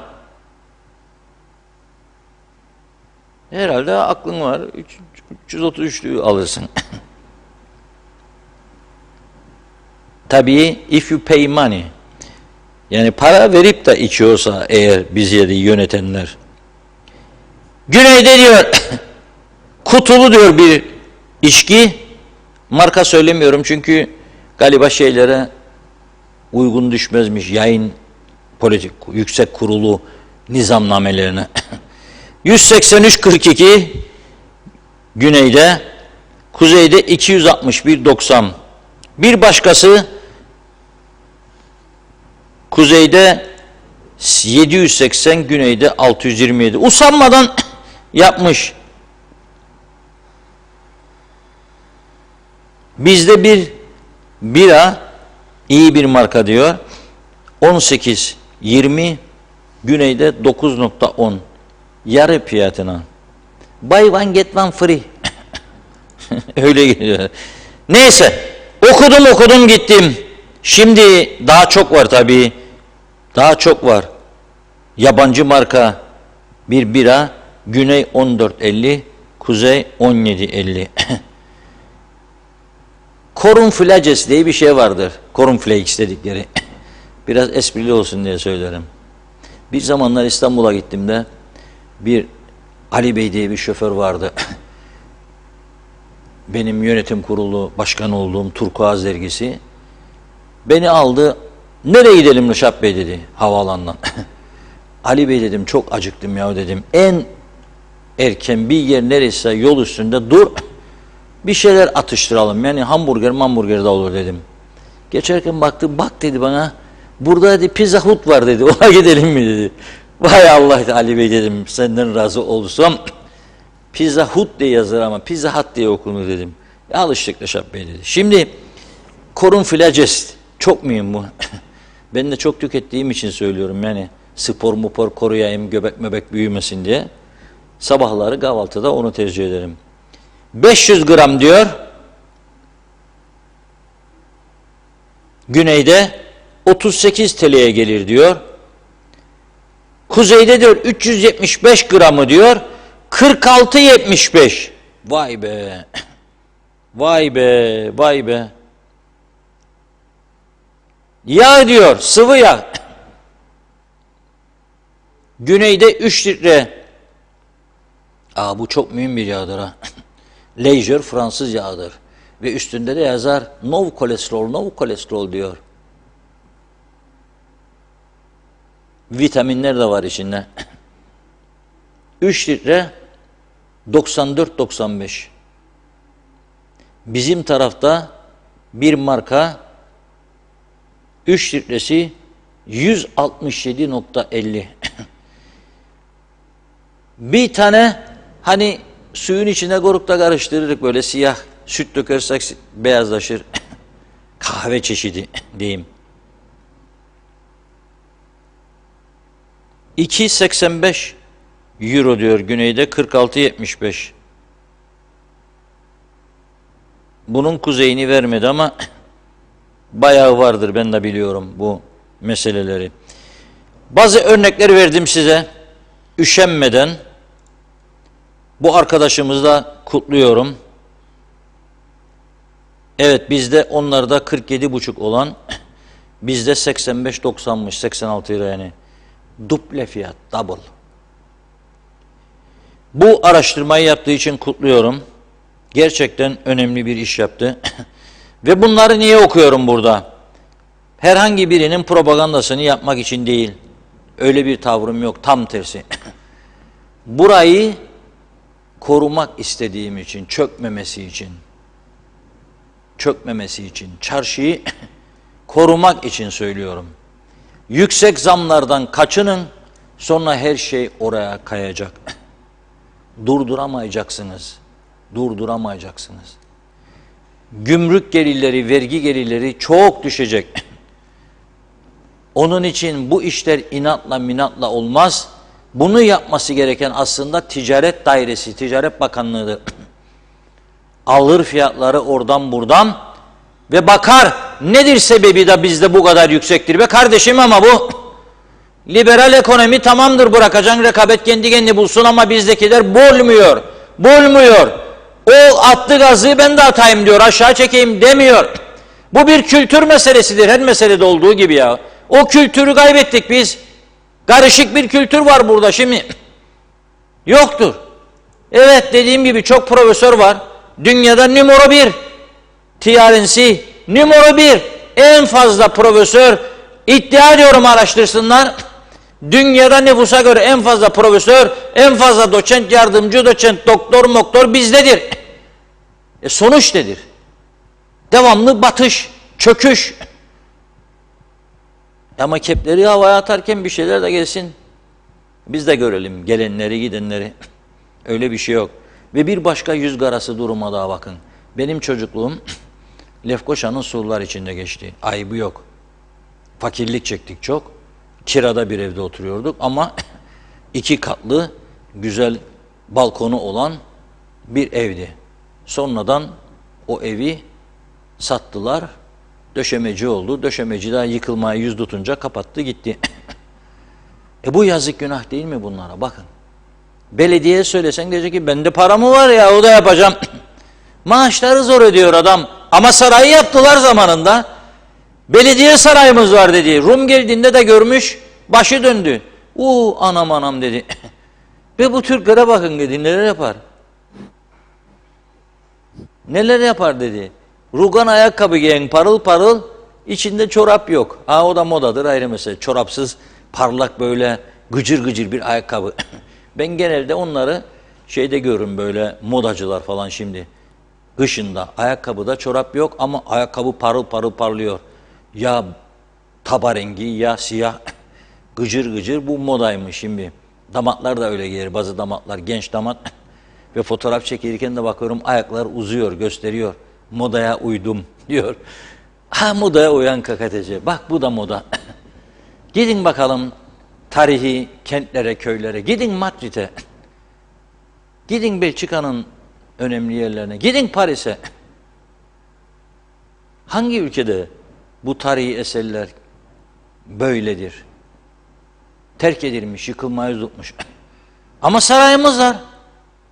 600-650 personel var. Oda orkestrası var, korolar var, tiyatro ekipleri var, bandolar var, senfoni orkestralar var her yerde. Bir kültür be kardeşim, bu kültür. Dünyaya ders vereceksin. Bu kültürü bırak. Öteki kültüre bak. Gösterme kültürü, gösteriş. Senede 2 oyun tamam. Kültür. Sahip çıkma. Ama kimse konuşmadığı için aralarda birilerini kötü etmeyelim diye. O yaptı, ben de yapacağım. Ne o solcudur yapar da ben halkçı değilim zannettiniz yani, UPP'denim diye ya DP'denim diye. Vay, gözünüz kör olmasın diyeceğim. Bu laf yasak değil. Vay Allah iyiliğinizi versin diyeceğim. Keseniz dolu olsun diyeceğim ama zaten çoğunun doldurulmuştur. Sözde ülke yönettiler. Ben bugünkülerden bahsetmiyorum. Gelmiş geçmiş bugüne kadar. Çoğunun sepetleri dolmuştur. Torbalar dolmuştur. Ama ülke de bu haldedir. Onun için bana hiç maskaralık yapmayın. Eşit, egemen falan filan. Kendi kendimizi bile inandırmaz bu durum. Bizi kendi kendimizi bile inandıramayız. Ha budur. Şimdi çıksa bir ülkeden birisi gelse buraya ve dese ki verin bana bu Lefkoşa'nın surlar içini 50 yıllığına, bütün masraf benden, restore edeceğim, pansiyonlar, barlar, eğlence yerleri, restoranlar, çok kaliteli bir yer yapacağım Yunanlıların yaptığı gibi. Gidin Lefkoşa'nın Rum tarafına. Lokmacı'dan geçenler gitmez mi ya, o bir arka sokağında, ben çok Türk gördüm oralardaki tavernalarda. Bakanlığa da gidermiş ya, o tabelayı sökün oradan ya, Turizm Bakanlığı'na gidermiş. Bu yollardan geçeceğim ama Turizm Bakanlığı'na gideyim. Utanırım ya. Benim adımı taşır, burası da Reşadiye Sokak. Ben Reşadım, orası Reşadiye. Kadınlara eskiden Reşadiye ismi koyuyorlarmış. Erkeklere Reşat, kadınlara Reşadiye. Elmaz, Elmaziye. Evet, falcı hanıma da destek gitti buradan. Meşhur falcımızın adı da Elmaziye. Bazı siyasetçilerimiz gidermiş de ona veya Abdülaziz'e, bak bakalım falıma dermiş, başbakan olacak mıyım? Vallahi billahi ben bunları dinledim çok. Ya da Cumhurbaşkanı olacak mıyım? Sayıştay Başkanı olacak mıyım? Olursun. Neden olmayasın? Falcı baktıktan sonra böyle bir çevirir sayfaları, yapar böyle yüzüne. Bir de muska da karsana göğsücüğüne. Nazar değmesin. Merhum Şeyh Nazım'a gitmiştim Günaydın'ın muhabiri olarak. Röportaja baktı yüzüme. Be çocuk dedi, nur yüzlüsün mü sen dedi. Ya dedim, Allah beni özel getirdi. Dedi sana bir muskacık yapayım dedi. Hiçbir şey dokunmaz sana nazar dedi. 5 dakika içinde geldi muska, bir okudu. Astı boynuma. Eve geldim. Dediler bu ne? Dedim muska. Sen dedi yapmazdın böyle şey. Şeyh Nazım Efendi daktı dedim. Şimdi neyse. Gelse birisi, elimizi vicdanımıza koyalım. Tümümüz. Tümümüz. Da buraya dese ki akıtacağım be ben 1 milyar dolar buraya.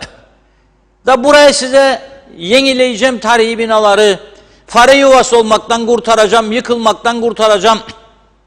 Başınıza yıkılacak geçerken Turizm Bakanı'na gideceksiniz diye canınızdan olacaksınız. Da neler yazılır, çizilir, neler söylenir mecliste, sokakta. Bu tarihi eserlerimizle peşkeş çektiler, bir Lefkoşa'mız kaldıydı da Bandabuliya'mızda. Vallahi billahi bir topuzluk canımız kaldı diyorum ben. Böyle kelleler dünyada yoktur. Bırakmaya adamı yapsın. Yıkıldı ama onu görmez, kapatır gözlerini. Benim başka memleketim yoktur diyor. Başka Kıbrıs yok, gidecek Kıbrıs diyor.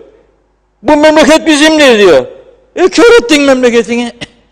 Buralar senin idi. Evet. Ve bazıları da Ermeni ve Rum evleri. Benim çocukluğum geçti Aras'ta. Evet. Yanımızda Ermeniler vardı. Kaçlıydı 74'te. Birkaç tane. Ama şimdiki Lukusseliler senin değildi. Aldın.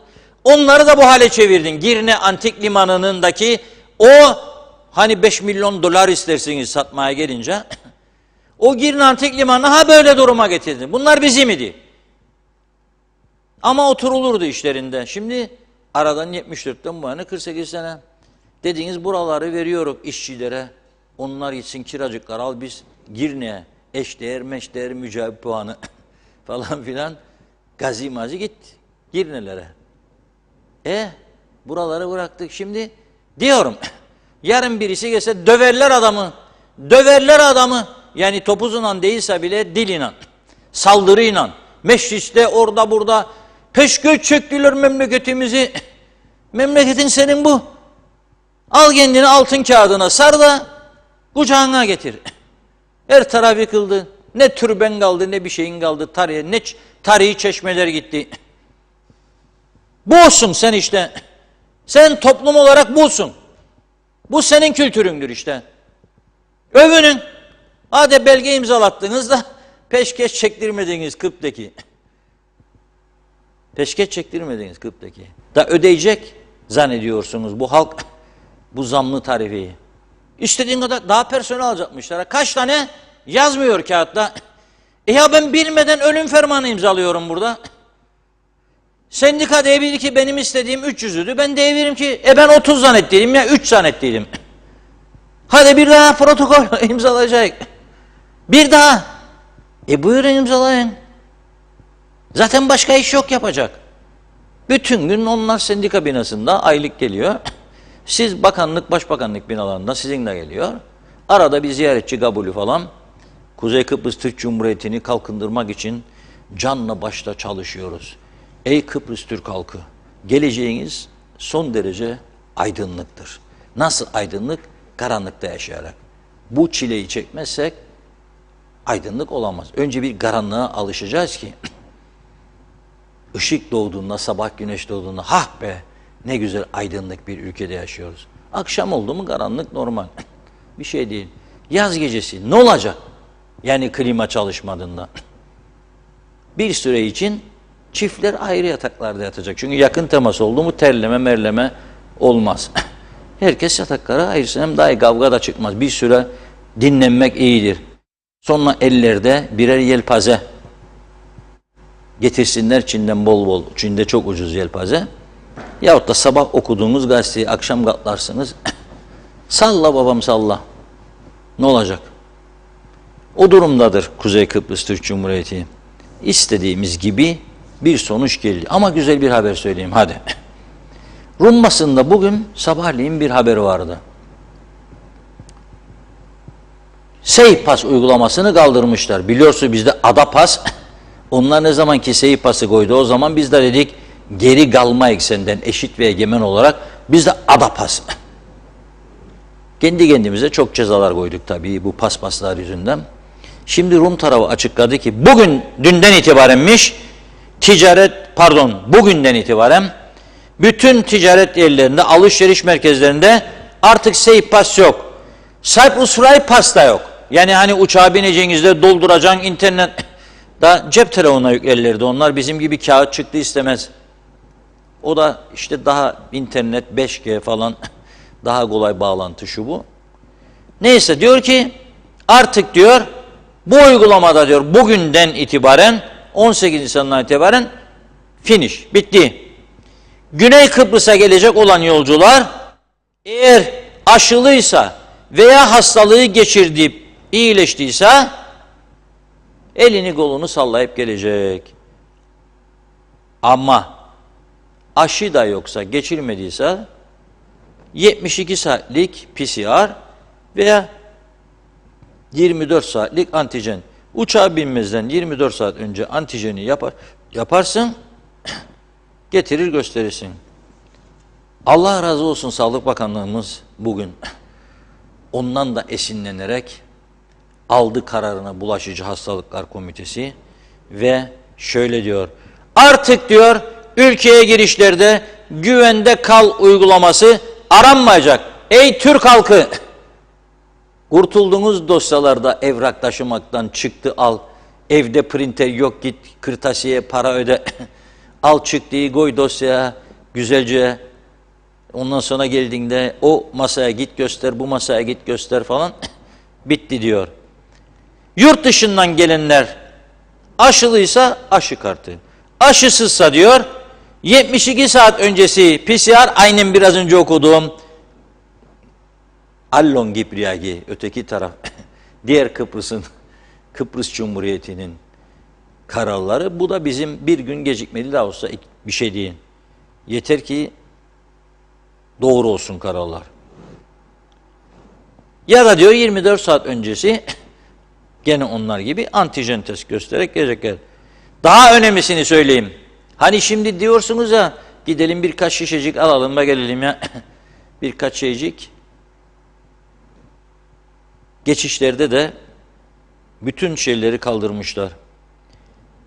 Ada geçişlerinde epidemiyolojik durum değerlendirmesi neticesinde uygulanan kurallar kaldırıldı. Kişiler Covid-19 test yapma zorunlu olmaksızın geçebilecek diyor. Bu kadar basit artık. Bitti sınırlamalar. Zaten dikkat ediyorsanız vaka sayılarında da son bir hafta 10 gün içerisinde Doktor Bülent Dizdarlı kaç gündür paylaşıyor. Çok güzel bilgiler veriyor bize. Alıyor böyle tarih sıralamasına göre nereden nereye geldik. Dayanın az kaldı dedi geçen gün. Dayandık vallahi az kaldı gibi, hatta bitti gibi bir durum var. Sonuna geldik. Şimdi bizim önümüzde bütün dünya artık korona bitti, kalkınma hızına geçti. Çalışıyorlar, çırpınıyorlar. Biz de iniş moduna geçmeyelim ha. Bakın çarşıyı kaydırmaya başladık. Yani yaparık ederik olmayacak. İniş modundayız şu anda, ben görüyorum. Hazineye düşen para azaldıkça maaş ödemeleri daha da zorlanacak. Ekler mekler falan unutun. Ha gene grev yapacaksanız yapın. Ama grev sonucu da değiştirmeyecek artık bazı şeyleri. Öyle yaparım, keserim, durdurum yoktur be arkadaşlar. O dönemler bitti bütün dünyada. Bitti. Bakın bir şey söyleyeceğim. Sendikalara düşman değilim. Ha sakın öyle bir şey söylemeyin ama bilinçli sendikacılık yapılması lazım. Akıllı sendikacılık yapılması lazım.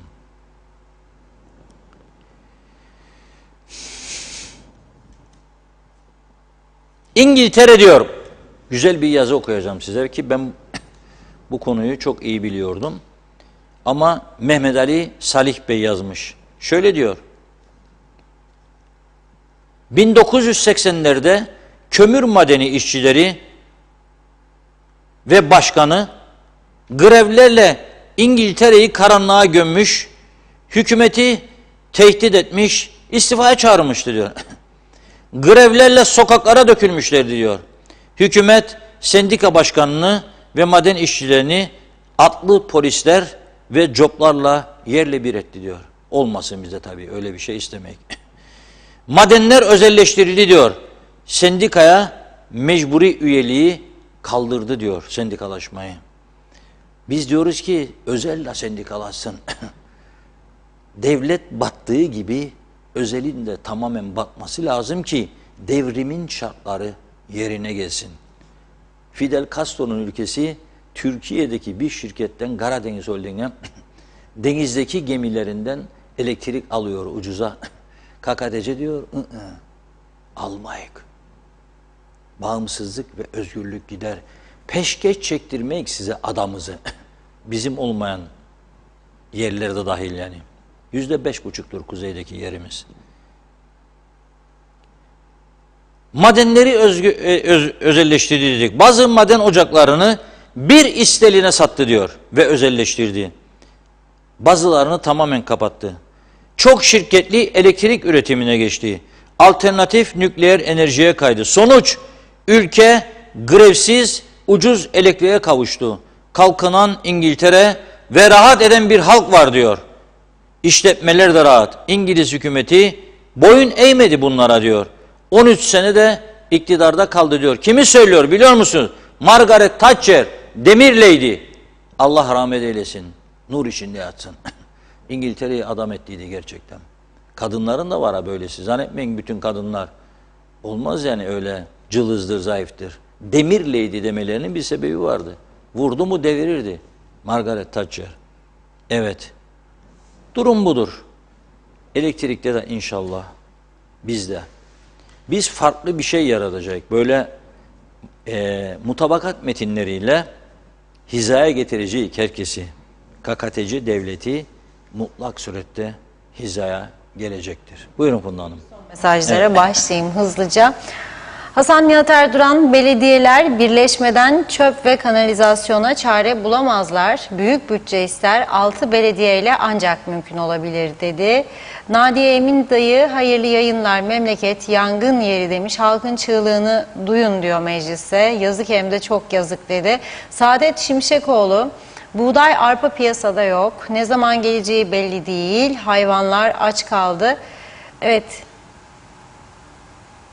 Bakıyorum. Belgin Rıfat, Türkiye'deki içki fiyatlarına göre bizde ucuzdu. Duty free'lerden çok fazla alıp Türkiye'ye götürürlerdi. Bu yüzden Türkiye bizdeki fiyatlara da müdahale etti diyor. Ucuzlatmadılar demiş. Yani bu da gizli bir emirlerden bir tanesi. Nilüfer Canova, paranın dini imanı yoktur. Nerede ucuzsa oradan alınır. Başarı ucuzlatıp bunu fırsata çevirebilmektir. Hasan Nihat Erduran, sınırda 260 avro üstü gümrüğe tabidir. Gümrükçüler mülayim paşa olmasınlar diyor. Ben de Arabahmet'te doğma büyümeyim dedi. İsmet Ezer, belediyeler panayır yapar yazmış ve diyor ki fark yok, hepsi siyasi parti. Karşılıklı konuşmalar da var. Hasan Nihat Erduran, görüşmelerde eşittik, sınırımız içinde de egemen, suç işleyen burada cezalandırılır, var mı ötesi yazmış. Evet. İzzet Kahraman, başlangıçta iyi yayınlar dilerim dedi. Doğan Falyalı, iyiler seçilsin, fena olanları yıkmak gerek. Ne yapacaksın diyor. Evet. Belgin Rıfat, Abdülaziz'e gidip yıldızname açtırıp politikaya atılacak mı, bakan olacak mı diye baktıranlar var. Bir ara Türkiye'deki politikacılar bile gelmişti. Ben de bir yıldızname açıyorum. Hükümet edenlere çok yakın bir gelecekte gürültülü bir şekilde dağılacaklar diyorum. 60 günleri var maalesef. Hasan Nihat Erduran, Güney'in borcu 25 milyar avronun altına düşmüş. Sevindim yazdı. Havva Rozagi Londra'dan bize iyi yayınlar diliyor. İşlerimi yaptım, koşarak yürüyüşümü yaptım, programa yetiştim. Telefondan sizi izliyorum. Gözüm kulağım TV 2020'de. Zeka Uçer de Londra'dan bize iyi yayınlar diliyor. Eser Yurteli de. Emine Mülayim de. Diyor ki benim oğlum Kanada'da yaşıyor, gelmek istiyor. Güneyden gelecek, aşısızmış ama. Kuzey Kıbrıs'a girebilmek için ne ister acaba dedi. Ertay Kızıl, geçen salı Londra gelişimde bizim aşı kartımızı kabul etmediler. 15 sterlin ödedim, şikayet edince politik karar dediler. Enver Taşer, Reşat Bey bu adanın tek kurtuluş reçetesi kaçak işçileri tespit edip sigortalı yapmaktan geçer. Gerisi boş, iyi yayınlar diliyor. Bakayım tamamladım mı? Zeka Uçer, aynen söylediklerin doğru Reşat Bey. Londra'da o günleri yaşadık. Ondan sonra hiç elektrik sorunu olmadı demiş. Doğuş Koçak, Londra'dan iyi yayınlar. Ağzınıza sağlık. Kıbrıs'ı siyasiler mahvetti. Güzelim ülkeyi, burada elektrik ve gaz seçeneğimiz çok yazmış. Evet. Son mesaj Belgin Rıfat'ınkini okuyorum. En azından günü yakaladılar da bu uçak fiyatları ne olacak? Mecburen Larnaka'dan geleceğiz. Geçen gün bir arkadaşın valizini yaptım. Kıbrıs'a gidecekti. Baktım kahve, çay, peynir, çamaşır, ilaç, bulaşık ilacı, bir de ne göreyim 2 kasa Dors beef koymuş. Dondum kaldım diyor. Bünyamin Fındık da eleştirdi. Beceriksizlik dedi yapılanlar için. Evet, mesajlar şimdilik bu kadar. Reşat Bey, sizin eklemek istediğiniz? Yani çok özelden mesaj var. Çok şikayetler var her konuda. Mesela bir çiftçimiz diyor ki 30-40 yıldır Çiftçiler Birliği'nin üyesiyim. Genel kurul oldu, haberim olmadı diyor. Gazetelerde gördüm diyor, oldu diye diyor. Tabii ben kutlarım arkadaşı diyor ama yani böyle olmaması lazım diyor. Bir tanesi meclisten bir fotoğraf göndermiş. Bir milletvekilimiz uyuyor mecliste. Adımı da vermem ama lütfen diyor. Haklısın tabii. Yani hem devlet memuruysa nasıl vereceğim? Bir tanesi, bakın bugün Türkmenköy muhtarı da aradı beni. Çok sevdiğim ve çok desteklediğim, çok çalışkan muhtarlarımızdan biridir. Bayandı. Çok çalışkan. Diyor ki, bir kuyu meselesinden diyor çekmediğim kalmadı. Yok diyor, su yok artık diyor. Olmayan kuyu için diyor izin ver der. Yeni bir kuyu. Yok vermedik. Kaymakama şikayet haberim yok. Ona söyler yok, buna söyler yok. Polis gider. Polis kaçınca tekrar gelir oraya kazı makinesi. Kuyu kazmaya çalışır. Ne oluyor ya? Kuyular bir izne tabidir. Varsa verilir. Öyle kazandım ben seçimi de yapın Mehmet'in işini olmaz. Ya bir izin ver kuyu kazayım diyor. Yoktur. Yoksa yoktur.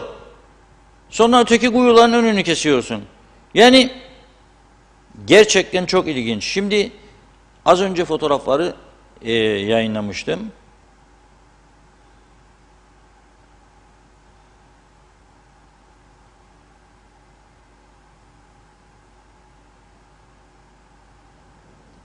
Başka bir patates fotoğrafı geldi. Gönderdim şimdi. Patates ha bakınız. Şimdi aynı arkadaşımız diyor ki bugün diyor patates fiyatı, yarın diyor bununla paylaşacağım diyor. Onda diyor 90 sent. Yani 1 euro olsa 15,5 falan. 90 oldu mu 14 TL. Bize kaç para dedim? Çekti yolladı bana. Bakın fotoğraf burada. 24,90. Patatesde bile bakın 24,90 bizde, 15-14 lira onlarda. Yahu şimdi bakacaksınız bu işlere. Esas göreviniz bu. Olmayanı dağıtmak değildir amacımız. Olanları korumak lazımdır. Olmayanı dağıtmak değildir.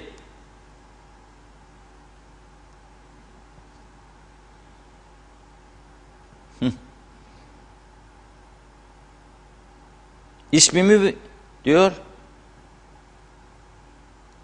Verebilirsin ismimi diyor. Bak cesur insanlar da var ha. Bazıları vermiyor diyor.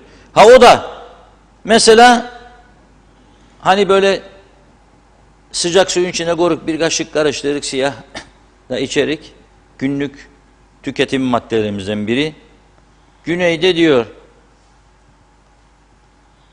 87, kuzeyde diyor 213.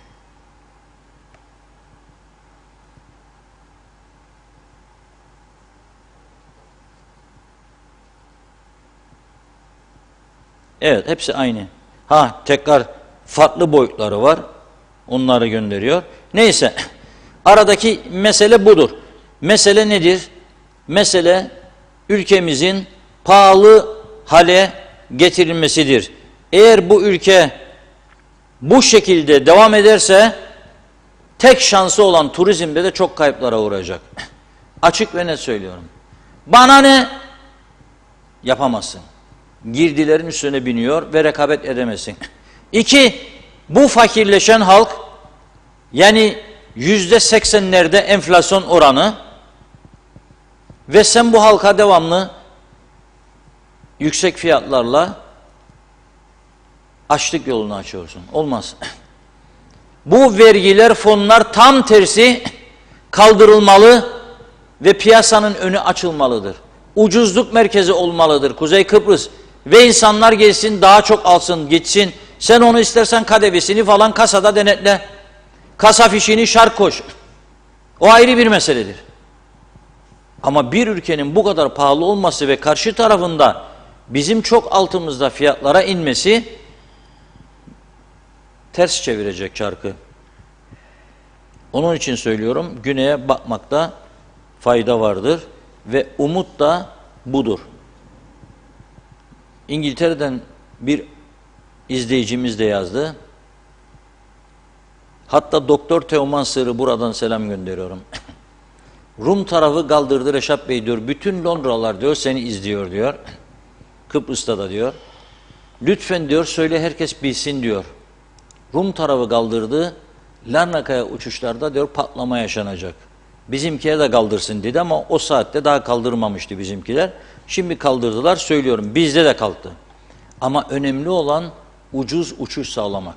Hani Ankara gidiyorlar ya, Fuat Oktay Bey bize bu kadar daha ver de dağıtalım diyeceklerine, Fuat Bey biz artık akıllandık, bütün fazla mesaileri kaldırdık, eğitimde sağlıkla tam güne geçiyoruz.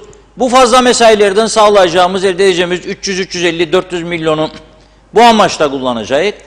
Ama siz bize lütfen ucuza uçuş sağlayın. Uçak verin bize, uçak. Başka bir şey istemeyiz. Bunu yapsa bizimkiler bu talepte olsalar burası turist kaynayacak. Tabii bir de çevremizi falan temiz tutarsak. Onun için şu an itibariyle tünelin ucunda bir ışık göremiyorum. Ama az önce de okudum Yaşar Kemal'ın sözlerini size.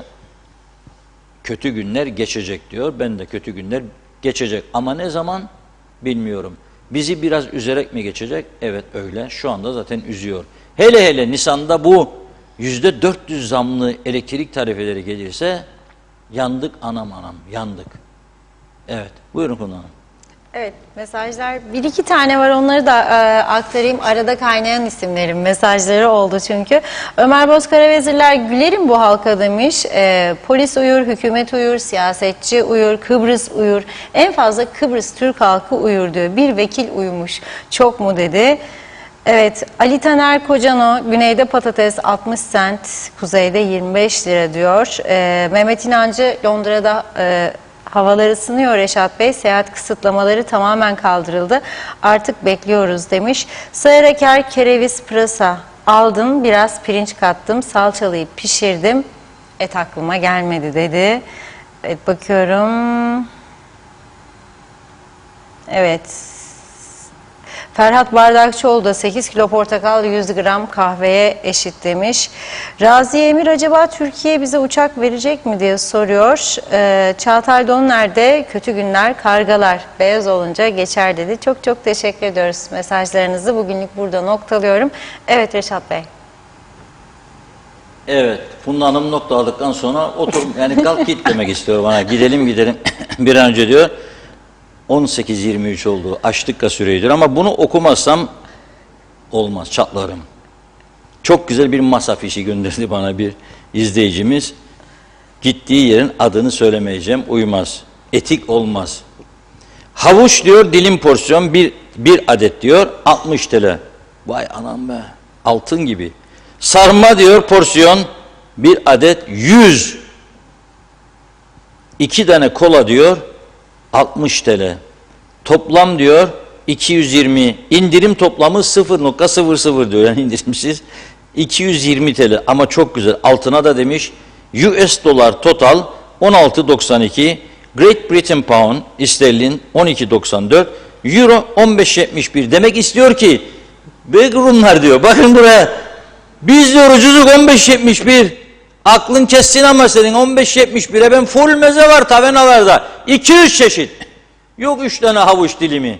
Toparlanın arkadaşlar, geri de olmayacak böyle. Toparlanmak lazım, toparlanmak. El insaf diye bir şey vardır. Aksi halde bizi toparlayacaklar. Bugünlük bu kadar. Çok teşekkür ediyoruz. Kısa kollu geldi tabii Funda Hanım. Havalar ısındı ya, bugün 27 derece. Yarın ben de kısa kollu tişört giyip geleceğim. İnada inat. Evet. Görüşmek üzere diyelim. Reşat Bey, biz de size çok teşekkür ediyoruz. Böyle gülümseyerek programı bugünlük bu şekilde kapatıyoruz. Yarın yine aynı saatte görüşmek üzere diyelim. Güzel bir akşam geçirmeniz dileğiyle. Hoşça kalın.